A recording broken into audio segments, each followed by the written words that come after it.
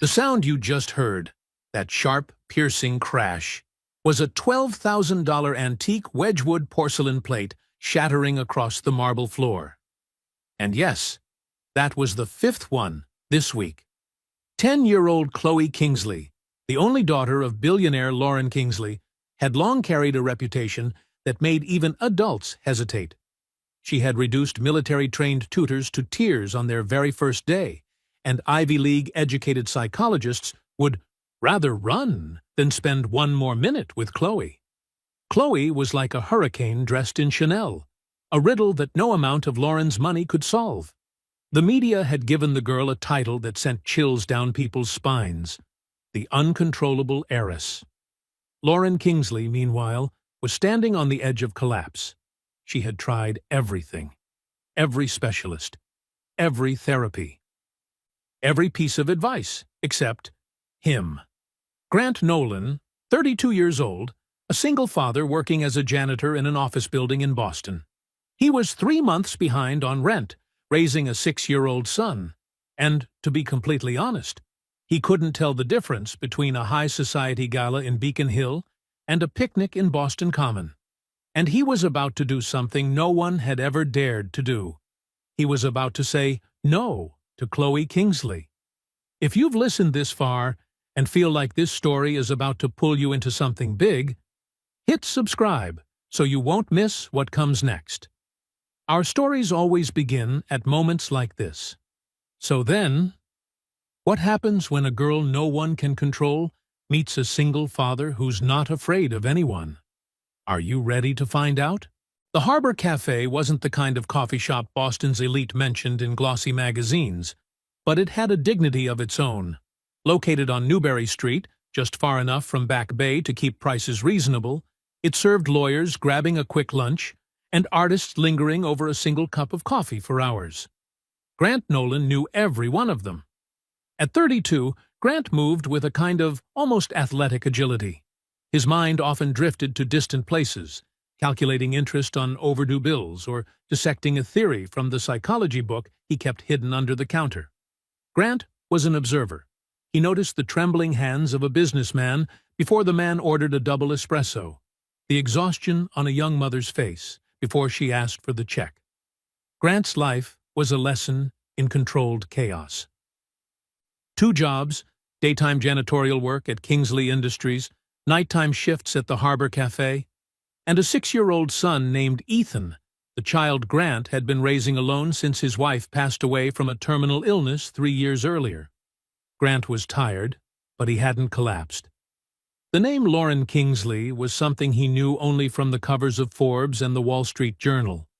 She was the queen of Boston's biotech world, the woman who had built Kingsley Biotech from a tiny laboratory into a global biomedical empire. She was also notoriously reclusive after her husband, Jonathan Kingsley, died in a boating accident 2 years earlier. But the name Chloe Kingsley echoed in a very different way, a shared dread among Boston's most seasoned service workers. The girl was a legend. Expelled from Pembridge Academy for coding spam software that crashed the school's email system, responsible for firing a team of 12 people, including a Michelin-starred chef, by accusing them of contaminating the air with garlic odor. 10 years old, and she had already racked up more power victories than a miniature dictator. Grant knew all of this because Mr. Henderson, a regular customer who managed a high-end nanny placement service, often sat at the bar, sipping whiskey and lamenting his inability to hire anyone for the Kingsley penthouse. "That kid is like a venomous snake, Grant," Mr. Henderson had whispered last week. "Sharp as a razor. But the poison is pure. Mrs. Kingsley is offering $500,000 a year, and no one is taking the job anymore. Not one person left." It was a drizzly Tuesday. The cafe was half empty, warm yellow lights reflecting off the damp mist outside. As soon as the bell over the door chimed, Grant looked up. A woman in a perfectly tailored black suit walked in, followed by a small girl who seemed to be carrying an entire storm field of anger around herself. He recognized the woman immediately. Lauren Kingsley, But today, she looked less like the power queen of magazine covers and more like someone imprisoned in her own life. Her eyes, once known for their boardroom sharpness, held nothing but exhaustion now. Chloe, on the other hand, was the complete opposite. Dark brown hair tied in a neat ponytail, the crisp uniform of Cambridge Preparatory School looking both polished and smug. The girl didn't even have to try. Simply stepping inside made it feel like she'd claimed the entire room. Clearly, Chloe had found a new place to unleash chaos. "A table for two," Lauren said softly, her voice gentle. "Of course, ma'am." "This way," Grant replied, leading them to the quietest corner of the cafe. The moment they sat down, the familiar performance began. "This chair is wet," Chloe announced, crisp and matter-of-fact, as if reading an indictment. "It's not, Chloe," Lauren sighed, not even checking. "It is. I can feel it. Disgusting." The girl glanced up at the ceiling. "And that light is buzzing. It's giving me a headache. I can't eat here." "Chloe, please, just 20 minutes." "No." The girl lifted her water glass. "This water tastes like metal. Are you trying to poison me?" Grant stood there, observing, not annoyed, not frightened, just the quiet attention of a man who had read far too much about human behavior. This wasn't a tantrum. This was a structured script, an attempt to control her environment. She wasn't angry. She was manipulating. "I can bring you bottled water, miss," Grant said calmly. Chloe narrowed her eyes. Apparently she wasn't used to people who didn't panic. "I don't want bottled water. I want the kind we have at the penthouse. The one from Norwegian Springs. This is just tap water." "That's right," Grant nodded, unbothered. "The best tap water in Boston, double filtered." Lauren looked up at him, a flicker of surprise. Grant held her gaze for a second, then turned back to Chloe. "I'm Grant. I'll be serving you both today. Would you like me to bring you the best tap water again?" Chloe stared at him. The air tightened like a drawn bowstring. This was the moment when nannies fled, or managers apologized profusely. But Grant simply stood there, notepad in hand, as steady as an anchor in a storm. "I," Chloe said, her voice dropping low, "want a grilled cheese sandwich, but it has to be on multigrain bread, not white. And I want Gruyere, but not aged Gruyere. Cut off the crust. Don't cut it into triangles. Cut it into squares. And if there's even a little brown on it, I'm sending it back." "All right," Grant said, noting every detail. "Multigrain bread. Young Gruyere. No crust. Square cut. No browning. I've got it. And for you, ma'am." Lauren Kingsley looked at Grant as if he were some rare creature, or a small miracle she couldn't quite trust yet. "Just a black coffee." "Right away." Grant walked off, and he could feel, unmistakably, Chloe's eyes burning into his back, as though she had just discovered a new opponent. 10 minutes later, Grant returned. He set the coffee down in front of Lauren, and a plate in front of Chloe. It was perfect. Multigrain bread, lightly toasted, with 4 pale gold square sandwiches arranged neatly. Chloe inspected it. She lifted one piece, smelled it, flipped it over, set it down.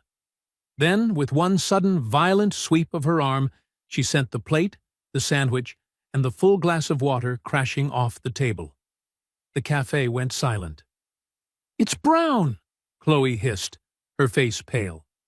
Lauren Kingsley collapsed into her chair, utterly defeated. She pressed her face into her hands. "I'm sorry," she whispered to the floor. "I'm truly sorry." Grant didn't look at Lauren. He didn't look at the broken plate. He looked straight at Chloe. He could feel the entire cafe watching him. He saw manager Tom Holbrook bursting out from the kitchen, face flushed red. This was it. This was the moment he would get fired because of the tantrum of a spoiled child. "Mrs. Kingsley, Tom began, but Grant raised his hand. A small gesture, yet somehow it stopped him. Grant knelt down, grabbing a stack of napkins from a nearby station. He didn't start cleaning the large mess. He picked up a single soggy crust from the floor. He looked at it, then at Chloe. Lauren had already pulled out her wallet, a thick black Amex sliding into view. "I'll pay for everything. The plate, the food. I'll cover everyone's meals. I'm so sorry." "It was brown," Chloe repeated, but her voice was smaller now. The explosion was over, and what lingered was only the quiet aftermath. Grant ignored the credit card. He ignored the manager. He lifted the soggy crust. "You're right," Grant said, his voice soft, but carrying through the silent room. "This side is a little darker than the other. My mistake. I should have checked more carefully." Chloe's head snapped up. Her jaw literally dropped. Of all possible reactions, yelling, crying, soothing, threatening, the simple and factual agreement was something she had never encountered. "But I have a question," Grant continued, still kneeling, lowering himself to her eye level. "That throw, was that a level 10 or just around a 7.5? The plate traveled pretty far, but the water splash was a bit messy, not very controlled." Lauren lifted her head from her hands. Tom, the manager, looked as though his brain had short-circuited. Chloe couldn't form words. She just stared. "I'm just saying," Grant added, starting to gather the broken porcelain pieces. "If you're going to make a scene, it should be spectacular. That one was fine. A bit cliché, table flip trend stuff. You seem smart. I bet you can come up with something more original." A tiny smile, almost invisible, flickered across Chloe's lips before she crushed it down. "Shut up," she muttered. "I'm serious," Grant said, standing up. "All that energy? And for what? A wet floor? Very anticlimactic. Now, are you still hungry? Or was that performance art?" I'm not hungry." "All right, then you'll have to sit while your mother finishes her coffee, which, by the way, is getting cold." Grant calmly cleaned the mess. He brought Lauren a fresh coffee and a new glass of water for Chloe. He did not apologize. He did not placate. He was simply himself. For the first time, Chloe Kingsley was silent. She didn't complain about the lighting. She didn't tap her foot. She just sat there, watching Grant wipe down the floor, her expression a mixture of deep and total confusion. Lauren drank her coffee. She paid, including a generous but not excessive tip to cover the broken plate, and stood. "Thank you," she said to Grant, her voice hoarse. "That's my job," he replied. As they walked toward the door, Chloe glanced back over her shoulder. Her eyes met Grant's. Grant gave a small, non-committal shrug. Chloe didn't smile, but she didn't scowl either. She just looked. 1 hour later, just as Grant was about to finish his shift, Tom called him into the office. "I don't know what that whole thing earlier was, Nolan," he said, rubbing his temples and sighing, "but my heart can't take that kind of stuff. Just don't do it again." "Do what, exactly?" Tom waved a hand. Then he handed Grant his phone.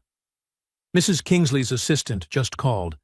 She wants you to call this number back. Said it's urgent." Grant looked down. It wasn't just a string of digits. It looked like a summons. A cold feeling crept from his stomach up into his chest.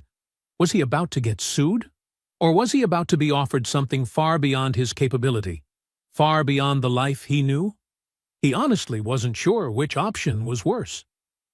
That night, in his cramped apartment, after Ethan had gone to bed and the entire place had settled into the quiet rhythm of working-class living, Grant finally dared to call. "Mr. Nolan," a woman's voice said through the phone, precise and professional to the point of being slightly intimidating. "Mrs. Kingsley would like to meet you. Her car will arrive at your building within the next hour." Not a question, not a request, an order. 1 hour later, a sleek black Mercedes S-Class, the kind of car that whispered of social strata Grant had never once brushed against, pulled up to the curb. When Grant opened the door and slid into the back seat, he felt as though he had stepped into an entirely different dimension. The car glided forward, impossibly smooth, heading toward Back Bay.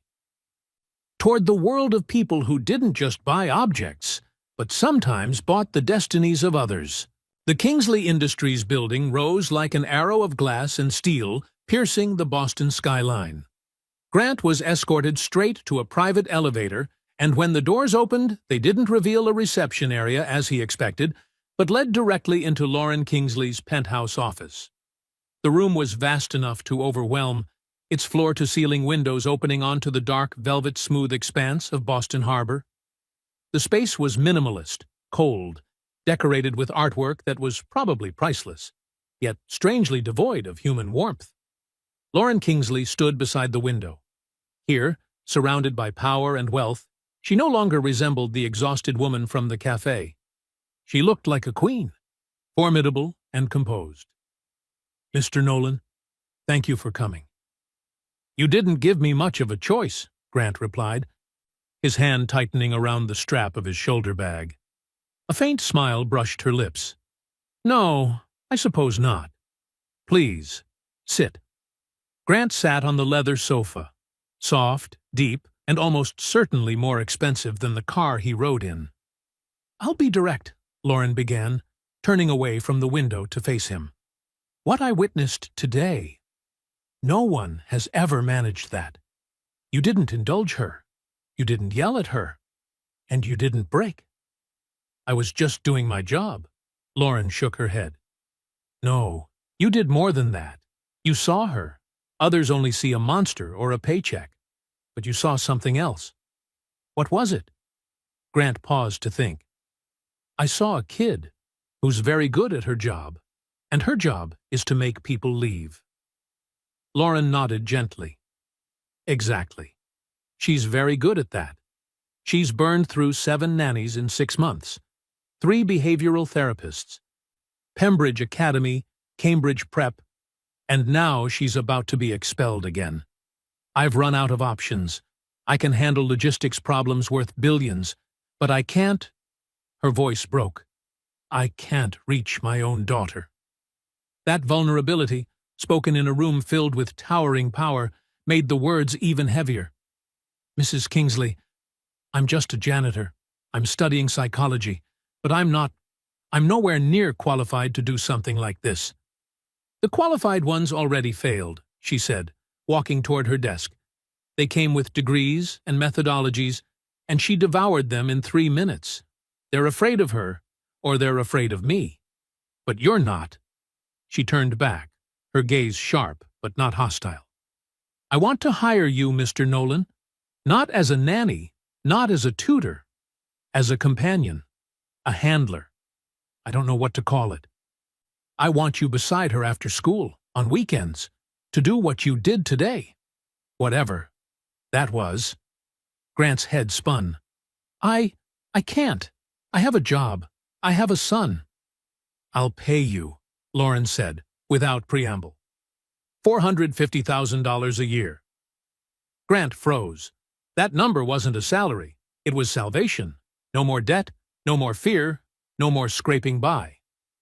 "I will also," Lauren continued, "cover the full tuition for your master's and PhD at any school you choose. Harvard, MIT, anywhere. And I'll arrange the best after-school program in Boston for your son. Completely free." He had to be dreaming. He had to be. Why me?" Grant whispered. "Because you're the first person she's looked at without contempt in 2 years. And because you dared to call her boring." Grant didn't have time to react before a voice sharp as a blade sliced across the room. "Lauren, you cannot be serious." A woman stepped out from the inner office. Tall, thin, elegant to the point of severity, a minimalist black dress, a Bottega Veneta bag, a perfectly cut blonde bob. She looked at Grant with pure, naked disdain. "This is a child, not a stray dog. You can't just pick up some man off the street and bring him home." "Evelyn, this doesn't concern you," Lauren said, her tone instantly colder. "Chloe is my niece. It concerns me entirely," Evelyn Mercer snapped. Then she stabbed her gaze into Grant. "You're a janitor. What could you possibly offer my niece? A gourmet grilled cheese recipe? Lauren clenched her jaw. Evelyn. No, Grant said, his voice steadying again as he stood. You're right, Mrs. Mercer. I'm not qualified. I don't have prestigious degrees, and I don't belong in this world. He gestured at the gold-edged room. But I have nothing to lose. Everyone else wants to keep their job, wants to impress you. He looked directly at Lauren. I don't want your money. Both Lauren and Evelyn stared at him, startled. I mean, I do, Grant corrected quickly, face flushing. It's an insane amount of money, but it can't be the reason I do this. If I agree, I have conditions. Evelyn scoffed. Conditions? You have no right. What conditions? Lauren interrupted. One, Grant said, standing tall. You're right. I'm not a nanny, and I won't play one. I'm not a servant. I'm not a friend. I'm just a person. I'm not here to fix her. I'm here to be with her. Agreed, Lauren said instantly, without hesitation. Two, Grant continued, turning to Evelyn. Mrs. Mercer needs to stay away from me, and stay away from Chloe, when I'm with her. Your involvement is not helping. Evelyn's face stretched tight, trembling with anger. How dare! Mrs. Kingsley, Grant asked, eyes locked on Lauren. Lauren looked at her sister, then said each word clearly. Evelyn, I am handling this. Please, step out. You'll regret this, Lauren, putting my niece in the hands of an amateur. Reckless. Evelyn shot Grant a look so poisonous the air seemed to freeze before she strode out. Lauren turned back. And the third condition? 3, Grant said, taking a breath. You have to participate. I'm not your replacement. If I call you, you show up. If I say you need to be at dinner, you're there. No excuses. No board meetings. No busy schedule. Otherwise, this is pointless. Your money can't buy you an escape from this. Lauren Kingsley, the woman who could make the entire Boston tech industry tremble, looked at a 32-year-old janitor giving her demands. And for the second time that day, she did something no one expected. She smiled. A real smile, tired but genuine. When can you start? The Kingsley penthouse didn't resemble a home. It resembled a declaration. The top 3 floors of a historic Beacon Hill building rebuilt into a maze of glass and marble. Sparse, angular furniture. Artwork so extravagant it seemed to smother any trace of human warmth. The silence wasn't peaceful. It was the kind that presses against your eardrums. Staff members, all in dark uniforms, moved like ghosts. Silent steps, lowered eyes, never making direct contact. At the center of this fortress was Chloe. Grant's first official day on the job fell on the following Monday. He arrived at 3:30 p.m., right as the private driver brought Chloe home from Cambridge Prep. Chloe stepped into the vast entry hall, spotted Grant, and her already cold expression tightened further. You? She said, not bothering to hide her displeasure. Me, Grant replied, lifting a paper bag. I brought you a grilled cheese sandwich, multigrain bread, young Gruyere, crust removed, square cut, lightly toasted. Chloe glared at the bag as if it contained poison. I'm not hungry. All right, then. Grant sat down on the modern bench, one of those expensive-looking pieces that somehow managed to be horrible to sit on. He opened the bag and pulled out a piece of the sandwich. I am. And he sat there eating a grilled cheese sandwich right in the center of the grand foyer, completely at ease. Chloe crossed her arms, eyes locked on him. You're not allowed to eat here. Where am I allowed to eat? In the kitchen, with the staff. My job is companion, not staff, Grant said, taking another bite. By the way, this bench is terrible, but it's here. Want a piece? No. I have homework. Chloe turned sharply and walked up the floating glass staircase like she was starring in a fashion commercial. Okay, I'll be right here, Grant called after her. For 3 hours, Grant actually stayed there. He read his psychology textbook, did a crossword, walked around the first floor, observing. And what unsettled him most was the lack of life. No family photos, no personal trinkets, no traces of living. Just a perfectly curated design. So perfect, it was soulless. At 6:30, a chef appeared and announced softly that dinner was ready. Grant stepped into the dining room, a hall-sized space with a table long enough to seat 30 people. But there were only 2 place settings, one at each far end. Chloe appeared, sat down, unfolded her napkin. Not a word. Grant sat at the opposite end, nearly squinting to see her. "Could you pass the salt?" he asked. The salt shaker was about 20 feet away from him. Chloe stared at him, then at the salt, then at him again. "No." "All right." Grant stood, walked the entire length of the table, retrieved the salt, walked back, and sat down. They ate in silence. The food was so upscale that Grant had to study it to know what he was eating. Seared scallops with saffron risotto. Chloe only nibbled. "So," Grant said, "how's Cambridge prep? Better or worse than Pembridge?" "Boring," Chloe answered. "What's boring?" "Everything. The teachers are stupid. The students are stupid. Everyone's stupid." "Must be lonely," Grant said, "being the only smart person in the entire building." Chloe's fork froze mid-air. "You're stupid too," she said. "Probably," Grant nodded. "I'm failing advanced statistics. That class is destroying me. But I'm pretty good at spotting liars." Chloe set her fork down with a loud clink. "I'm not lying." "Yes, you are. You don't think they're stupid. You think something else. But stupid is a great word. It's like a shield. You use it to keep people out, to stop them from asking further questions." Chloe shot up from her chair. "I'm done." And she walked out. The first week went exactly like that. Chloe tested. Grant sidestepped. Chloe insulted. Grant agreed, then redirected. Grant was like a calm, steady wall, immune to her storms, and that drove Chloe absolutely mad. She was used to explosions. Grant only gave her an echo. In the second week, Chloe escalated. When Grant arrived, he found her sitting in the library, a wide room full of books, yet devoid of anything resembling the warmth of a 10-year-old's life. Chloe didn't look up at the sound of his footsteps. She simply announced, as if reading a morning business report, "I'm studying a new startup. It's called LingoLeap, an AI language tutor." "Sounds interesting," Grant replied, his tone as mild as ever. "My mother is considering investing. She wants my opinion. I'm supposed to practice French with it. Would you like to hear a sample?" "I don't speak French," Grant said. "Exactly." Chloe smiled, a small, cruel smile, sharp as a knife's edge. She tapped her tablet.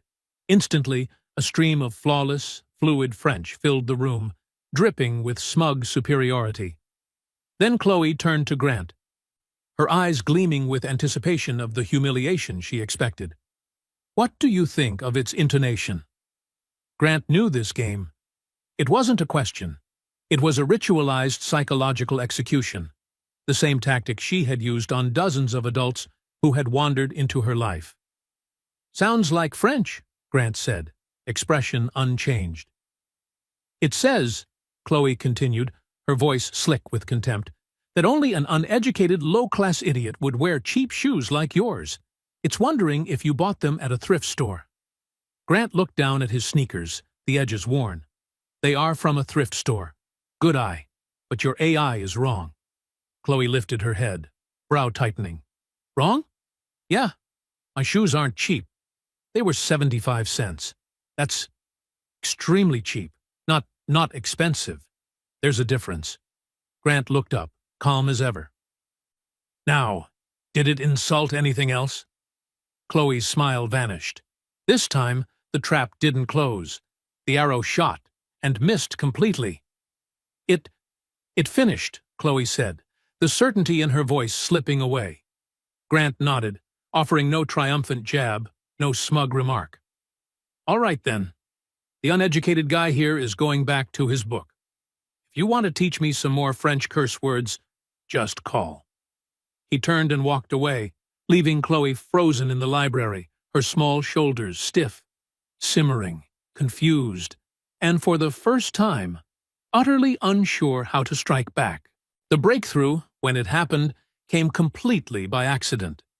Grant was wandering around the second floor looking for a bathroom when he walked past a door left slightly ajar. Music drifted out.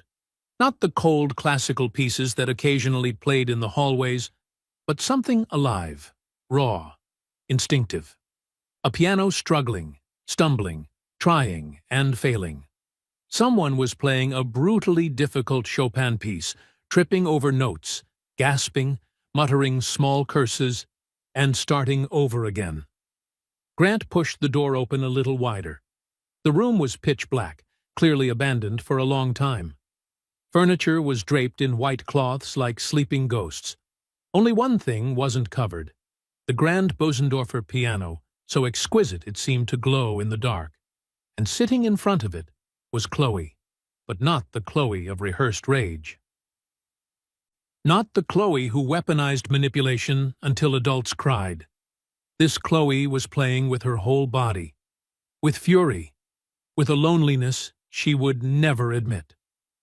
Her small fingers attacked the keys as if trying to rip the notes out of the metal, beautiful, wild, and desperate. She hit a difficult chord. She slammed her fist down onto the keys, and in that moment, in the glossy reflection of the piano lid, she saw Grant. "Get out!" Chloe screamed, her voice slicing through the room as she slammed the lid shut. "That was—" Grant choked. He couldn't breathe. "Chloe, that was incredible. I didn't know. I said get out." Her voice cracked with something that wasn't pure anger. "You're not allowed here. No one is allowed in here. Chloe, it's okay. Get out! Get out!" She grabbed the metronome from the piano and hurled it at him. Grant ducked on instinct. The device exploded into pieces against the doorframe behind him. "All right," Grant said softly, no resistance in his voice. He stepped back. "I'm leaving. I'm sorry." He closed the door gently, his heart pounding as if he'd sprinted a mile. And in that moment, Grant knew one thing with absolute certainty. He had not intruded on a tantrum. He had accidentally seen the real heart Chloe kept hidden from the world. Not the manipulator, not the uncontrollable heiress, but a child, brilliant, wounded, and utterly alone inside her glass fortress. Grant went downstairs to find Lauren. She had just arrived back at the penthouse. "Mrs. Kingsley, I need to speak with you." Lauren immediately tensed. "What happened? Did she break something?" "No, not like that." Grant swallowed, searching for words. "Chloe was playing the piano, in a room on the second floor. When she saw me, she panicked as if I'd just uncovered a national secret." Lauren's face went pale. A tremor rippled through her shoulders. She had to place a hand against the wall to steady herself. "The music room," she whispered, the words barely audible. Grant nodded gently. "She's very good, Lauren. She's not just messing around. She's practicing seriously. And she's incredible, but also in a lot of pain." Lauren closed her eyes for a second, then opened them again, filled with a haunted look. "That room belonged to my husband, Jonathan. He was a concert pianist. That was his space. I locked it after he died. I didn't even think Chloe had a key." "She doesn't just have a key," Grant said, sensing the pieces falling into place. "She's been practicing in there, alone, and that room seems like the one place where all the feelings she won't show anyone else finally explode." Lauren stared at Grant, her eyes hollow, as if she'd just heard a verdict. "I thought I was protecting her," she whispered, "by locking that door, by moving forward. But all this time, she's been going back in there, in secret, alone, with her grief." The discovery of the music room changed everything. Lauren, though still shaken, had given Grant full permission to approach Chloe and talk about it. But Chloe immediately shut down. She closed her bedroom door, locked it, and declared herself sick. The walls went back up, thicker, higher, colder. 3 days later, Grant was sitting on the floor just outside Chloe's bedroom door. "Chloe, it's Grant. I left a bowl of soup outside your door." He heard a faint breath slip through the gap beneath it. Grant sat down, leaning against the wall, his voice quiet but steady enough to cut through the heavy silence between them. "You know," he said, "I used to be like you." The door cracked open slightly. Chloe peeked out, her eyes red from crying. "You used to be like me?" "Yeah," Grant nodded. When Sarah died, I was angry. Really angry. I snapped. I broke things. I hurt people because I wanted them to feel what I felt." The door opened wider. Chloe stood there, small, exposed, stripped of all her usual armor. "And what happened then?" she asked. "My neighbor," Grant said, offering a faint smile. "Martha Abbott, an old Italian lady who always smelled like flour and oregano. She didn't try to fix me. She just sat with me. She taught me how to play chess. And every time I blew up, she'd look at me calmly and say, 'That was a very dramatic move, but not a smart one. Find a smarter move.'" Grant looked at Chloe. "Everyone told me to move on. But Martha never said that. She just stayed. And little by little, I started finding calmer, smarter moves." Chloe slid down to the floor beside him, pulling her knees close to her chest. "I miss my dad," she whispered. "Every single day." "I know. Everyone keeps telling me to move on. They tell me to stop talking about him. But if I stop talking about him, then what? Then he disappears for real." Grant nodded. "I understand. With Ethan, my son, we still talk about his mom every day. We look at pictures, we tell stories, because she's still part of us." Chloe stared down at the floor. "My mom," her voice trembled. "She locked my dad's room. She never talks about him. It's like he never existed." "Not because she wants to forget," Grant said gently, "but because it hurts too much. Adults don't always know how to face things. They think if they don't talk about the pain, it'll go away. But really, it just makes the wound deeper." And that was when Chloe started to cry. Not the angry kind she used as a weapon, but the raw, breaking sobs of a child who had carried too much grief for far too long. "I was mad at my dad," she choked out. The day of the accident." Grant stayed quiet, giving her space. "That day, we were at the Marblehead Marina. He wanted to take me sailing. But I wanted to stay home and play games. And I told him I hated him." Tears streamed down her face. "He laughed," Chloe sobbed. "He said, 'All right, little princess, I'll prove you wrong. You'll see how fun sailing is.' Then he left by himself. And there was a storm. And he never came back." Grant pulled her into his arms, and Chloe didn't fight it. She clung to him like he was the last solid thing keeping her from sinking. "He never came back," she wept. "And the last thing I ever said to him was, 'I hate you.'" "He knew you didn't mean it," Grant said, his throat tight. "Fathers, they know." "No," Chloe shook her head desperately. "Aunt Evelyn told me at the funeral. She said, 'Your mother's heart is shattered. She'll never forgive you for this.'" Grant felt the blood in his body turn to ice. "Evelyn. And my mom?" Chloe continued. "She doesn't talk about my dad. She locked his room. She doesn't say his name. She does that because she hates me. Because she blames me. And she's right. There. That was the poison. Not just grief, but guilt, planted inside a child's heart by Evelyn. And Lauren's long silence had only let it rot. "Chloe," Grant said, pulling back just enough to look her in the eyes. "Your Aunt Evelyn lied to you. But my mom? Your mom is not a bad person," Grant said, his voice firm in a way it rarely was. "She's just completely broken in her own way.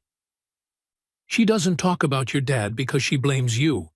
She doesn't talk about him because the pain is too much. But we're going to make her face it." "No," Chloe whispered, shaking her head. "I can't." "Yes, you can. I'm not letting Evelyn win, and I'm definitely not letting her ruin your life for one more day." Grant pulled out his phone, dialed Lauren. "You need to come home, right now." "Grant, I'm in a meeting." "I don't care if you're negotiating Middle East peace talks. Chloe needs you. Come home, now." Grant hung up. He didn't wait for an answer. 25 minutes later, Lauren Kingsley burst into the penthouse. Her face was pale, tight with panic. "What happened? Is she hurt? What happened?" Her eyes swept the room, then landed on them in the living area. Chloe sat curled up on the sofa, her face blotchy and swollen from crying. Grant stood in front of her, calm like a living shield. "What is going on?" Lauren asked, her voice shaking but powerful. "She needs to tell you something," Grant said, "and you need to listen. No interrupting." Lauren looked at her daughter. "Chloe, tell me, what is it, sweetheart? What's wrong?" I... Chloe's voice cracked, her eyes flicking toward Grant. He gave a small nod. "I killed Dad," Chloe whispered. Lauren's face shattered instantly. "What? What are you talking about, Chloe?" "Dad?" Chloe's voice trembled like a leaf. "I told him I hated him, and then he went sailing, and he fell. It was my fault. I know you blame me. Aunt Evelyn said—" "Evelyn?" Lauren breathed, a whisper laced with danger. She sank to her knees in front of her daughter, lifting Chloe's face with trembling hands. "Chloe, look at me." Chloe lifted her gaze, tears spilling freely. "What did Aunt Evelyn say to you?" "That you'd never forgive me. That I broke your heart." A sound escaped Lauren, deep, guttural, and painful. Grant had to look away. The grief in that moment was too raw to witness directly. Lauren wrapped her daughter in her arms, holding her tightly. "Oh, God! Chloe, no! Never! It was an accident, a horrible accident. You are not to blame. Not for 1 second did I blame you. But you locked Dad's room. You never talked about him." "Because I was stupid," Lauren said, her voice fracturing into pieces. "I thought I was protecting you. But really, I was running. I couldn't look at his things, couldn't hear his music. It hurt too much. I thought I was doing the right thing. But I was wrong. So wrong. Oh, Chloe, I'm sorry. I'm so sorry." For the first time in 2 years, they were no longer a billionaire CEO and the greatest challenge of her life. They were simply a mother and a child, broken, clinging to each other so they wouldn't collapse. They cried together in the vast, cold living room, a space that, at last, contained something truly alive. Grant quietly stepped away, giving them privacy.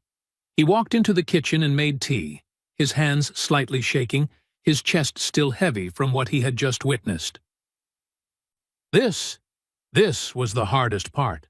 Not discipline, not schedules, but opening wounds that had been locked away for far too long.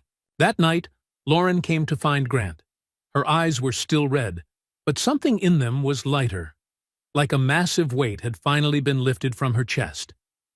I don't have words good enough to thank you," she said, her voice hoarse.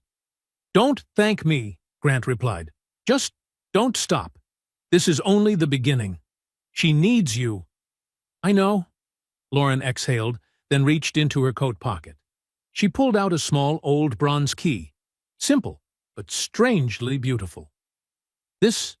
I want you to have it." She placed the key in Grant's hand. "The key to the music room.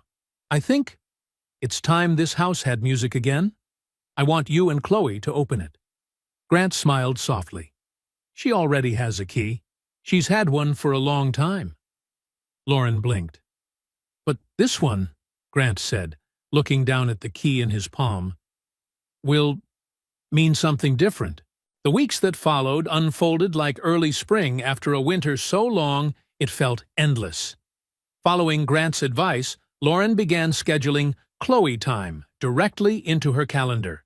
And this time, she honored it. No cancellations, no rescheduling, no hiding behind board meetings as an excuse. They had dinner together every evening. They strolled through Boston Common under trees just beginning to change color. There was even a night when Lauren sat awkwardly on the sofa, clutching a game controller while her daughter coached her through a video game. There was awkwardness, there was hesitation, but there was also laughter, a sound no one had heard in this penthouse for 2 years. And the music room, the door once locked like a wound, now always stayed open. Grant and Chloe spent hours beside the Bösendorfer. Grant, who only knew a few simple pieces from childhood, tapped out clumsy melodies while Chloe sat beside him, frowning as she corrected every note, every finger, every beat. Her small fingers flew across the keys like wind. "Not like that," Chloe grumbled. Then she played the passage exactly as it should be played. For the first time in her life, Chloe was teaching someone. And from that tiny spark of confidence, she began to bloom. Not into an angel, but into a more human, more honest version of herself. She was still irritable, still sarcastic. But the venom had faded like morning mist. One evening, Lauren stood leaning against the doorframe of the music room, watching the two of them. Chloe tilted her head in concentration, Grant stumbled over a wrong note, and Chloe burst into laughter, the rare kind that almost never appeared. Tears pricked at the corners of Lauren's eyes. She looked at Grant. Grant looked back. No words, just a small nod, a silent thank you shining in her gaze. Evelyn Mercer's absence over the past few weeks was almost unnatural. Lauren had politely but bluntly asked her not to come to the penthouse anymore. But for someone like Evelyn, silence had never meant surrender. And that silence, to Grant, was more frightening than any threat. And then, the axe fell on a Thursday. When Grant arrived at the penthouse, he felt the atmosphere sink around him like stone. The staff huddled in the kitchen, whispering, eyes avoiding his. "What's going on?" Grant asked Linda Carver, the head housekeeper, usually as warm as a fresh-baked pie. Today, she wouldn't look at him. "Mrs. Kingsley is in her office," Linda whispered. "She wants to see you, and Mrs. Evelyn is there too." A cold line ran down Grant's spine. He walked to the office. The door was open. Lauren stood behind her desk, her face a stone mask, unreadable. Evelyn sat on a leather chair, legs crossed, wearing a look of sympathetic concern. The most terrifying expression Grant had ever seen on her. "Grant, come in," Lauren said, her voice strangely flat. "What's going on? Where's Chloe?" Grant asked. "In her room," Evelyn replied, her voice sweet as honey mixed with poison. "She's very upset. I'm sure you can imagine." "What happened?" Grant turned to Lauren. Lauren swallowed, then spoke. "This morning, I found something missing from the safe in my dressing room. A diamond necklace. It belonged to Jonathan." Grant's chest tightened. "What?" "His favorite necklace," Evelyn added smoothly, seizing the moment. "The Cartier Riviera." I don't understand. What does that have to do with me?" Grant asked, feeling heat rise to his face. Lauren looked at him with pained eyes. "When I saw it was gone, I asked the staff. No one saw anything. But Evelyn said she needed to check something." Evelyn sighed, as if the situation pained her deeply. "I know you have freedom to move around the house, Grant. You're not staff. You come and go. I just had a bad feeling. So I checked your coat in the closet, the one you left here yesterday." She placed something on the desk, a small pawn shop receipt, white and flimsy, from a shop in the South End. The date? Yesterday. "We called the shop," Lauren said, her voice like ashes. "They have the necklace." Grant's breath caught. "No, no, that's impossible. I've never even seen that necklace. I didn't take anything. Lauren, please, you have to believe me." "Grant," Lauren said. And the disappointment in her voice, it hit like a punch to the chest. "Lauren, he's very convincing," Evelyn inserted, resting a hand on Lauren's arm as if protecting her. "I know this is a shock. We all want to believe him. But men like that, from a different world, they're easily tempted.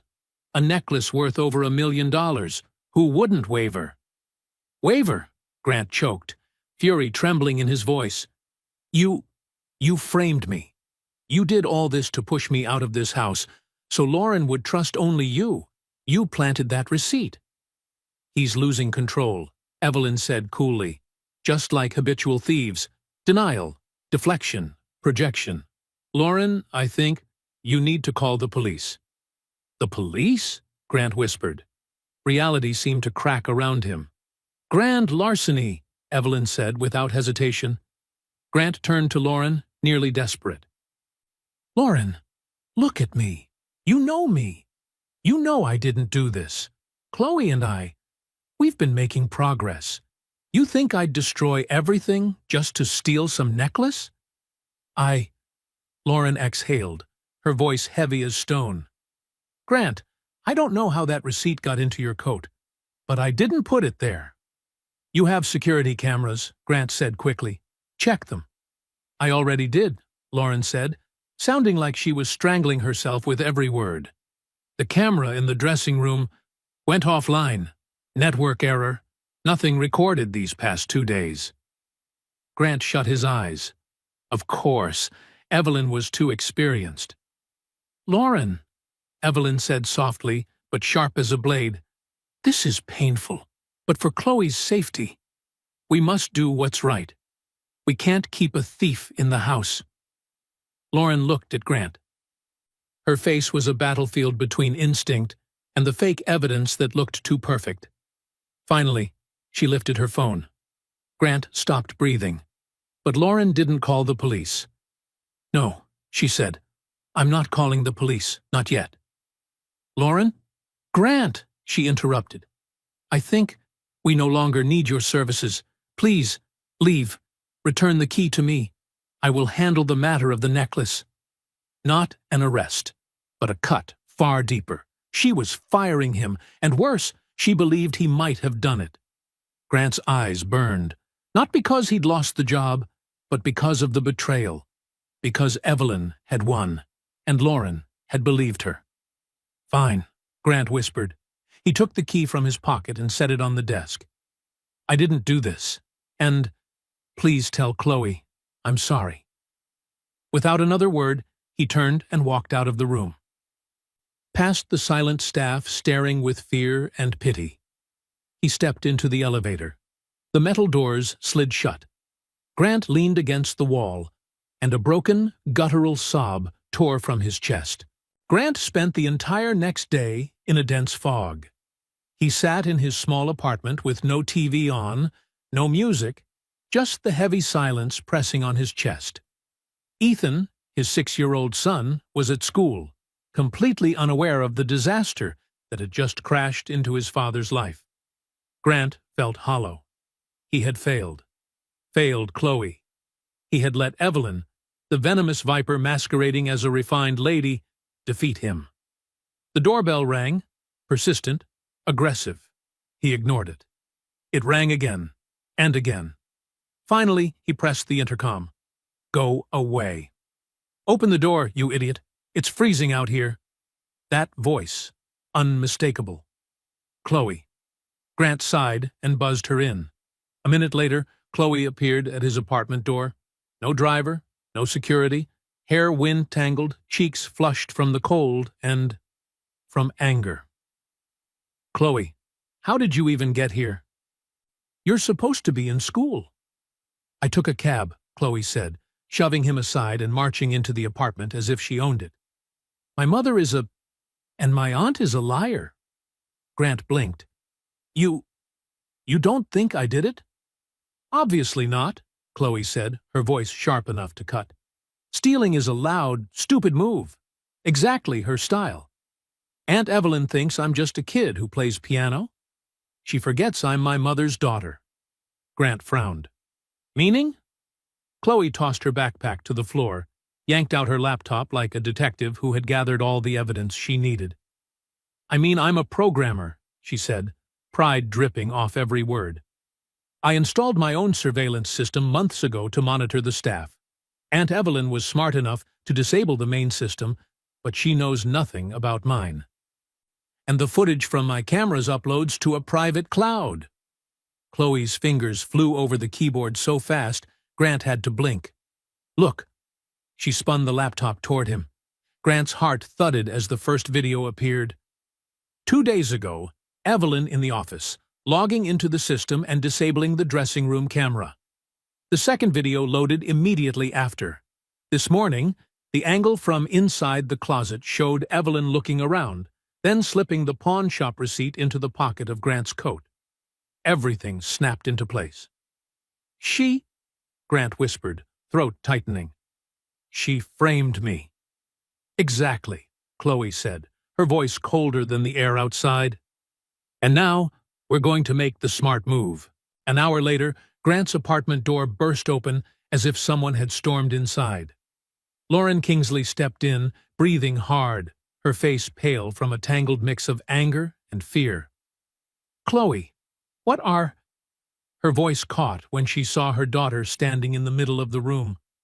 "What are you doing here? Did you skip school?" "It doesn't matter," Chloe said, without trembling, without looking away. "Just look at this." She turned the laptop toward her mother. Grant stepped back, silent, like someone witnessing an earthquake about to hit. Lauren looked at the screen. One clip, then the next. She watched her Evelyn, her sister, disable the camera, then quietly slipped the pawn shop ticket into Grant's coat. No words came out of her mouth. No gasp, no scream, only the slow, brutal shift of expression across her face, from confusion to realization to pain, and then to a cold, icy fury tightening every muscle in her body. The apartment was dead silent for a full minute. Chloe was the one who finally broke it. "That was the smart move, Mom," she whispered, not bragging, but handing over a sword. Lauren lifted her eyes from the screen. She looked at her daughter, then at Grant, and she nodded slowly, deliberately. "Yes," she said, her voice low but ringing like steel. "A smart move." That night, Evelyn Mercer arrived at the penthouse with the air of someone triumphant, as if she were walking in to collect the shattered pieces of Lauren's life. But when the door opened, she froze. Lauren was standing there. Chloe was beside her. Grant sat quietly behind them. No one was broken. No one had collapsed. They were waiting for her. "Lauren? What is going on?" Evelyn pointed at Grant, stammering. "That man, why is he still here? You need to call the police. He's a criminal." Lauren took one step forward. Her voice was chillingly calm. "You're right. I should call the police." She lifted a remote control. "But before that, I think they'll want to see this." She pressed play.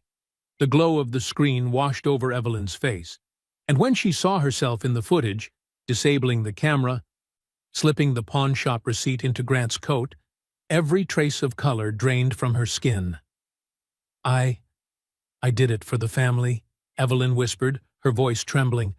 A last attempt to protect Chloe. From him." "No," Lauren replied, her voice as sharp as steel honed to perfection. "You did it because of her trust fund. You have been poisoning my daughter with guilt for 2 years, and you tried to frame an innocent man." She pointed to the door. "Get out of my house." "Lauren, please, I'm your sister." "You are my sister," Lauren said, her voice growing colder with every word. And if you try to contact me or my daughter ever again, I will hand that entire video over to the district attorney's office. I will bury you completely." Evelyn said nothing more. She simply turned and nearly fled the room. The penthouse door closed behind her, leaving behind a silence so deep the entire space seemed to breathe. Lauren turned back. Her eyes met Grant's, and shame rose so sharply her voice came out ragged. "Grant, an apology isn't enough. What I did, accusing you, driving you out, was unforgivable." Grant shook his head gently, looking at Chloe first, then at Lauren. "Don't worry about me. Just don't stop now. This is only the beginning. She needs you." Lauren looked at her daughter, this child who had endured, who had fought, and who tonight had saved both of them. "I know," she whispered. She took a deep breath, as if preparing for a life-changing decision. "I'm going to start a foundation in my husband's name," she said. "The Jonathan Kingsley Project. It will fund music and arts programs for at-risk kids, kids like Chloe, kids who act out, because they're hurting." Then she looked directly at Grant. "I need someone who understands that. Someone who knows the difference between a loud move and a smart move. If you want it, the job is yours." Grant looked at Lauren. Then he looked at Chloe, who was trying, and failing, to hide a smile. A warm, powerful, unexpected feeling rose in his chest. Not pain this time, something else. Lighter, brighter. "Yes," Grant said, steady and sure. "I'll take it." 6 months later, Grant stepped into the penthouse. But this time, he was no longer the quiet janitor walking down the hallway. He was now a full-time graduate student at Harvard and the executive director of the Jonathan Kingsley Foundation. A new life, a new man. He followed the music echoing through the home, fractured yet warm notes guiding him toward the room with its door left open. And there, Lauren was seated at the Bosendorfer, trying to hold a steady bass line with slightly trembling hands. Beside her, Chloe, small hands but fierce, confident, was flying across the keys, playing a complex, flowing melody that seemed to light up the entire room. They were playing a duet. Chaotic, offbeat, wrong notes everywhere, and somehow, perfect. Lauren was the first to spot Grant. She smiled at him, a smile full of relief and pride. Chloe glanced his way, rolled her eyes as if annoyed, but the corner of her mouth lifted into a smile she tried very hard to hide. "You're late," Chloe said, half scolding, half teasing. And Mom played the wrong note again, from the top. Grant leaned against the doorway, arms crossed, quietly watching them. The room that once held shadows was now filled with light. Two people who had been torn apart by grief were now finding each other again through every keystroke. And in that moment, he knew the impossible had happened. They had healed. They had become a family. They say money can't solve problems, but that isn't entirely true. Money can't fix Chloe's grief, and it can't buy Lauren a bond with her daughter. But it was Grant Nolan, a single father working as a janitor, who showed them that the most valuable currency isn't money at all. It's empathy. It's the courage to see the person behind the problem and to ask the right questions. Evelyn was driven by greed. Grant was driven by understanding. He didn't just handle the billionaire's daughter. He healed a broken family, including himself. What do you think? Was Grant right to take the job, or was it a leap straight into danger? And if someone framed you the way Evelyn framed him, how would you react? Leave your thoughts in the comments below. We truly read every single one. If this story touched you, don't forget to like, share it with someone who might need it, and subscribe so you won't miss the real-life stories of kindness, karma, and the unbelievable twists of fate we tell here. Until next time, remember this: sometimes what a person needs isn't someone perfect, but someone who truly sees them and chooses to stay.